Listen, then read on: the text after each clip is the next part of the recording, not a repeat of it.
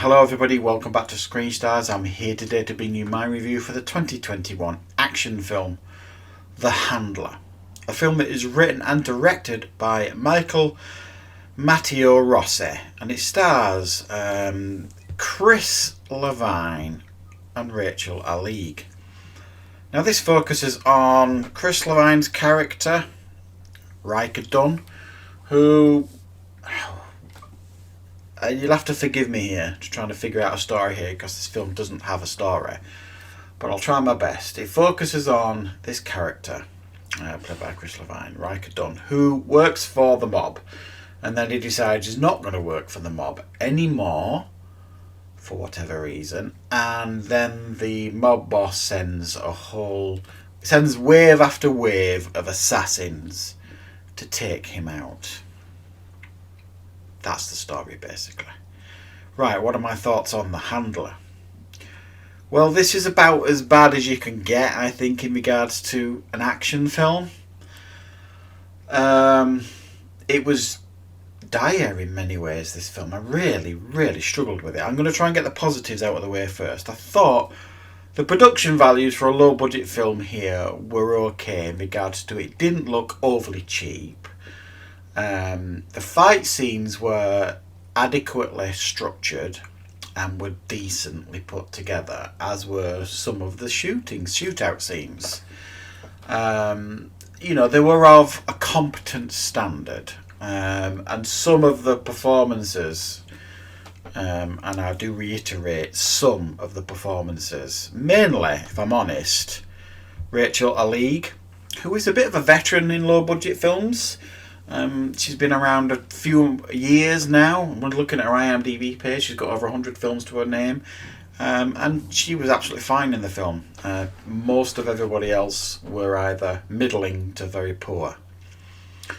Right, what's wrong with this film? Everything else. For an action film, I can't believe I'm saying this, but there's too much action.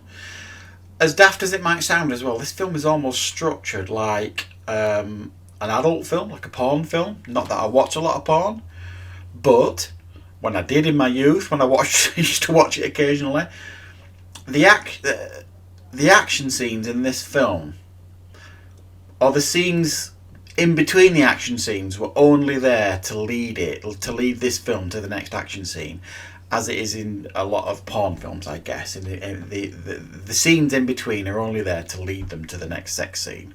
That's all the scenes are in this film. Any scene that you get besides action in this film is like someone sparring, or a conversation between two characters that don't seem linked in any way, or connected to the film in any way.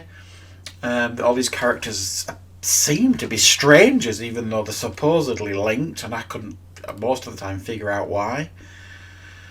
And then it just rolls on through this film, fight scene after fight scene after fight scene, with an occasional shootout, then back to a fight scene, and it got really dull, and it got to the point where I was rolling my eyes. I'm like, is there any structure to this film? Is there any story to this film?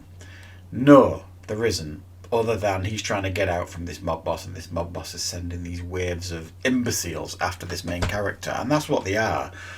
Because if they'd have all turned up at once and gone at once, they'd have taken him out like that. But no, it's one of those films where one or two people attack him at once. So you get these martial arts scenes, fights. And many of the characters will point a gun at him. They've got him in the sights, and no... They put the gun down so they can take him on hand to hand. Even though he's killed wave after wave of people using his hands, they think they can take him out. So they put the gun down and decide, no, we're going to take you out. It's just nonsensical.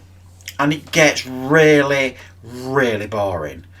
And it's just unstructureless. There's no structure to this film at all. The leading man, unfortunately, as I said, Chris Levine, tries his best here, and he's obviously, quite talented when it comes to fighting and martial arts and stuff. But the film doesn't do him any justice in a sense of, years ago when you used to see, the likes of Van Damme and And some of these other actors in the 90s and 80s, they put them in these films and acting wasn't their strong point, but they surrounded them by actors that kind of took that attention away from them. You don't get any of that here in this film, unfortunately. They're all, generally speaking, as bad as each other. They're all as incompetent as each other, and the writing is just so weak here. It's just an excuse to have fight after fight after fight. And genuine, I mean, about an hour into the film, I was like, when is this going to end? Because I can't take watching any more fight scenes, and they're not that well put together that you look forward to the next fight scene. It's not like a John Wick film where you actually look forward to the next fight scene. And that's obviously, you think, to a large degree where it's getting its inspiration from. You know, this character that just keeps going. You know, the characters get the better of him, but he still manages to survive and kill and keep going. And it's a real chore to get through this film. So I'm going to have to give it a 3 out of 10. It's pretty abysmal. You know, it's everything you don't want from an action film, this one. There's literally no story to it, and the action scenes that they do give you are just not good enough to keep your attention. Certainly didn't mine anyway. So that is my review for The Handler. Thank you for watching. I hope you found this review useful, and I will be back with more content on the channel very soon.